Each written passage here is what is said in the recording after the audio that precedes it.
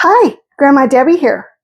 So a while back, my husband and I, along with some friends and family, we all went apple picking. I still have a ton of apples.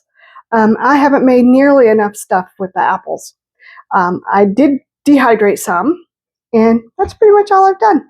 So I'm going to make a fresh apple cake today. Now, I generally don't frost this cake, but you can if you want. If you're going to, I would definitely do a cream cheese frosting. And I may go ahead and frost it this time. See, that's what I end up doing. But it's a delicious cake. I don't generally put nuts in my baked goods. I believe I've talked about that before, not for any dietary reasons or allergies or anything. I just don't like the taste.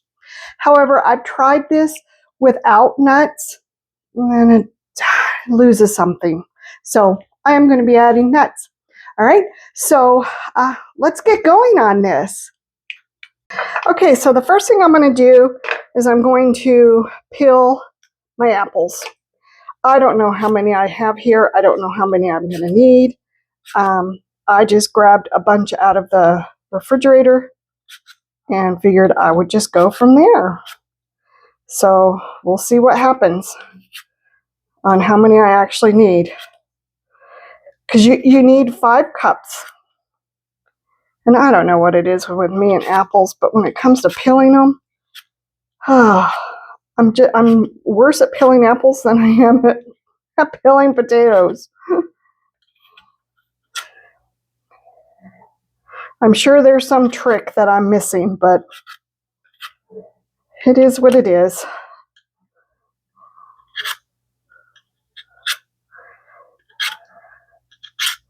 So this is kind of a great little fall dessert, you know, when the apples are in season.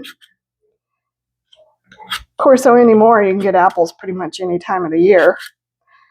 But since we go out picking ours, we wait till they're in season.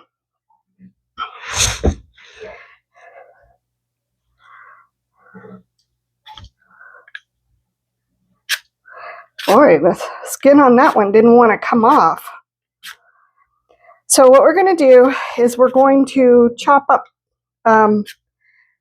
5 cups of apples. And then we're going to add sugar and nuts.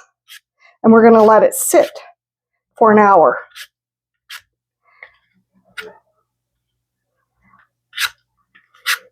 Man, this peel just is like stuck on here. It doesn't want to come off.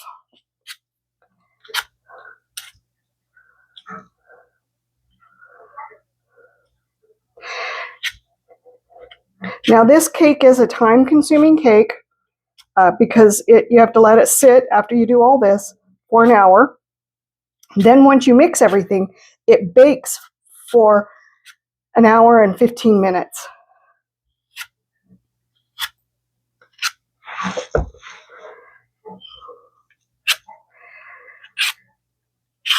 So this is not a dessert that you're going to probably come home from work and whip together. But I don't know, maybe you have the time and you will. So what is your favorite apple dessert? Mine's actually apple pie. I love a good apple pie.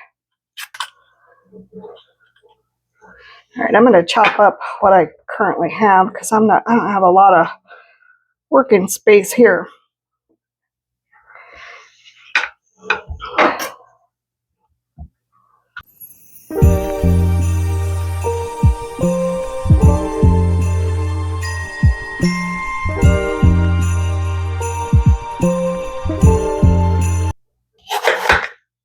Now I'm going to use my handy dandy chopper to chop these.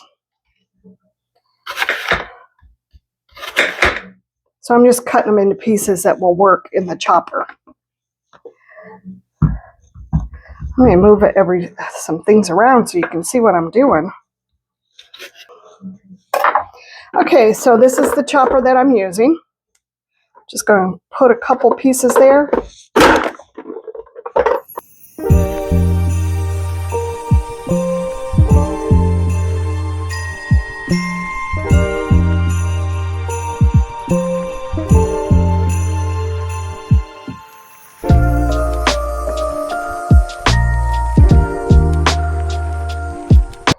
All right, let's see how close to 5 cups we have here. We got another 1.5 cups to go. So let's peel some more apples. Now you can use whatever type of apple you like. For this particular recipe, I really like the Granny Smith. In fact, I generally only bake with Granny Smith. It's very rare that I will use any other kind. Now you can chop these by hand if you want. I've just opted to not. I would rather use my little dicer thing than to have to try and cut these up into small pieces.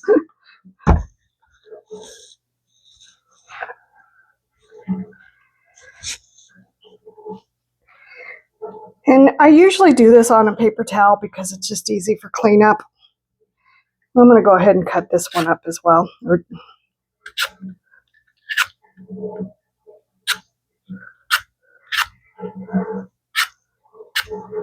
It's a small one. All right, let's get these chopped up and then diced up.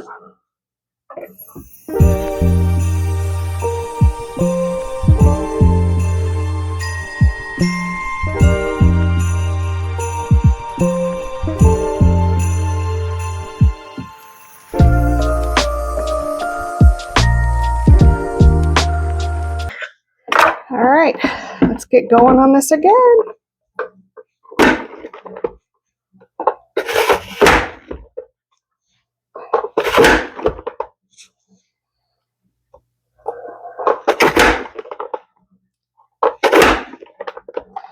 Okay.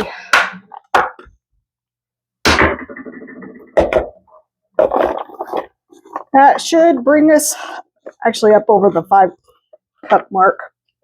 All right, I'm going to use a different bowl. So let me get it out. All right, so I've got my apples. All right, let me clean up this mess real quick and I'll be right back. Okay, so I'm going to add 2 cups of sugar to this.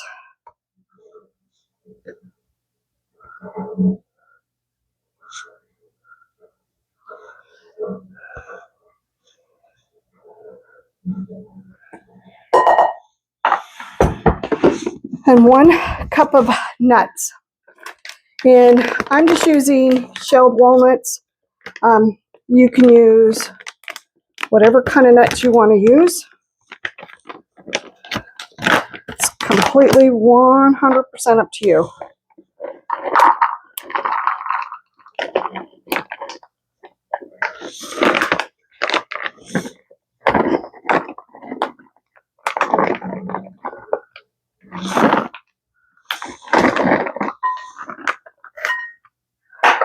I think I'm going to cut some of these. Some of them are pretty large.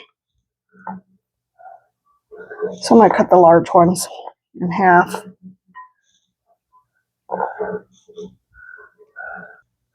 All right, and I'm going to add just a tad bit more because I don't think I got a full cup. Of course, I get the big ones out. I'll just break them. All right, so we're going to mix this up.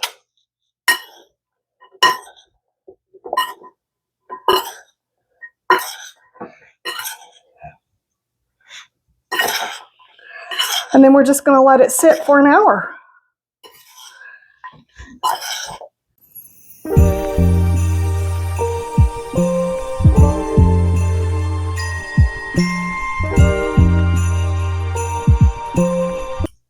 All right, so I'm going to let that sit, clean up my mess, and I will bring you back in an hour. Okay, so it's been an hour. I'm going to get you just a tad bit closer so you can see what I'm doing. All right, so it's gotten really juicy and all kinds of interesting stuff is going on, if you can tell. Okay, so now we're just going to add the rest of the ingredients. So I'm just going to do them in order. No particular order, really. I'm just going off of the recipe. Okay, so we're going to add in half a teaspoon of nutmeg. Get out my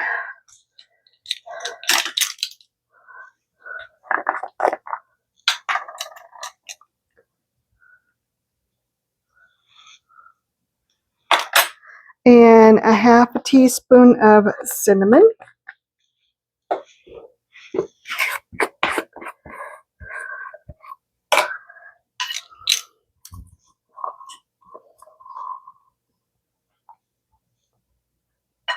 It's not quite a half a teaspoon. And then we're going to do a half a teaspoon of salt.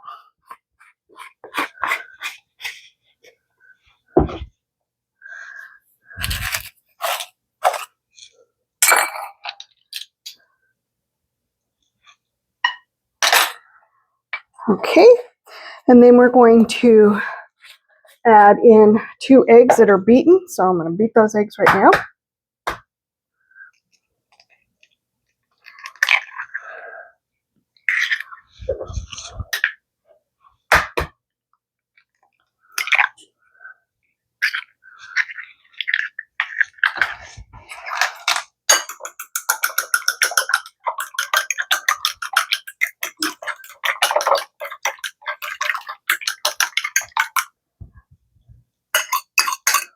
Okay. Then we're going to add in 1 cup of oil. Whoa.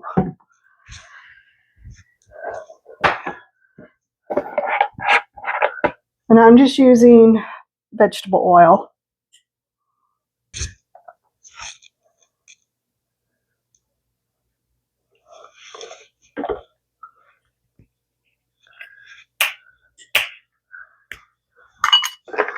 Okay, we got that.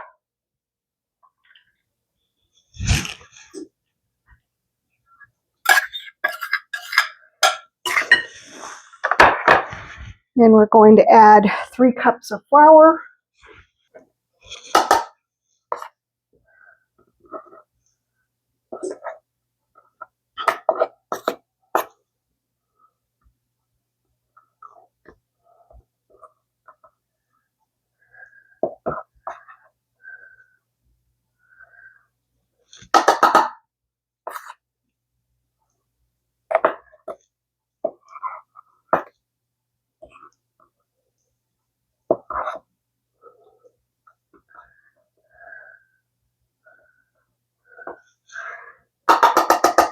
Okay, so we got 3 there.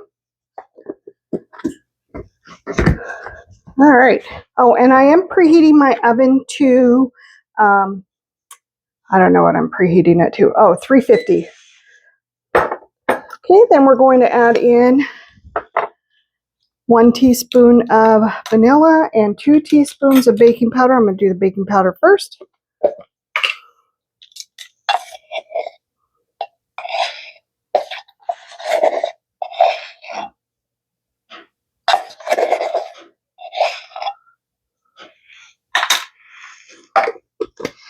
And then a teaspoon of vanilla.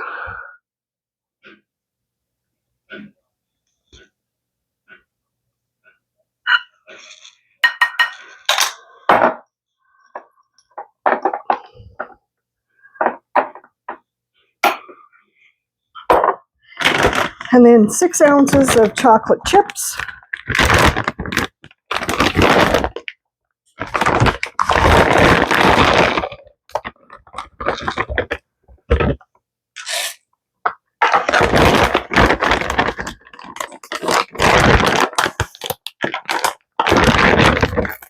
All right, and now we're going to just mix this all up.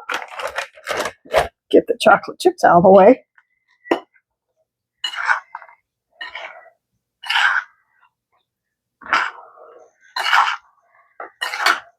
Now, I do like to cook this in a bundt pan, but you can cook it in whatever kind of pan you want to bake it in.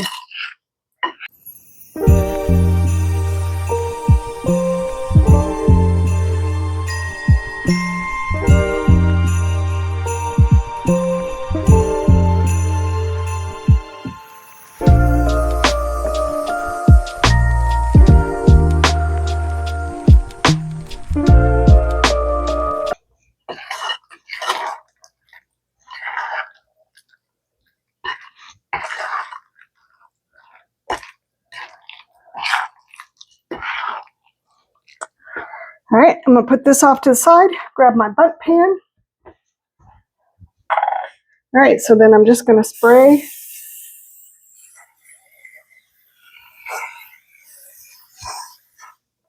All right, got that done. Now we're just gonna dump the cake into here.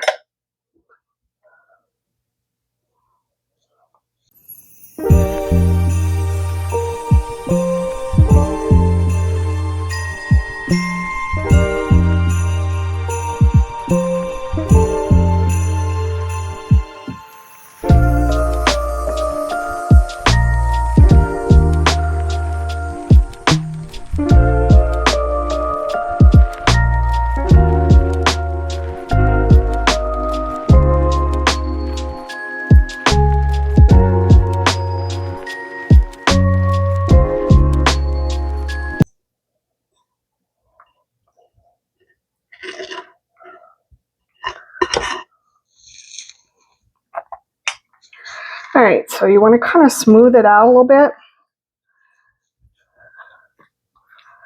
Now I do normally cook whenever I use my bundt pan, I normally put it on a cookie sheet before I put it in the oven. So that's what I'm going to do. All right, so let me wash my hands real quick. Okay, so I'm going to get this in the oven for an hour and an hour and 15 minutes. God, I can't even speak. And I will bring you back when it's done. All right. Okay, so I got it out of the oven.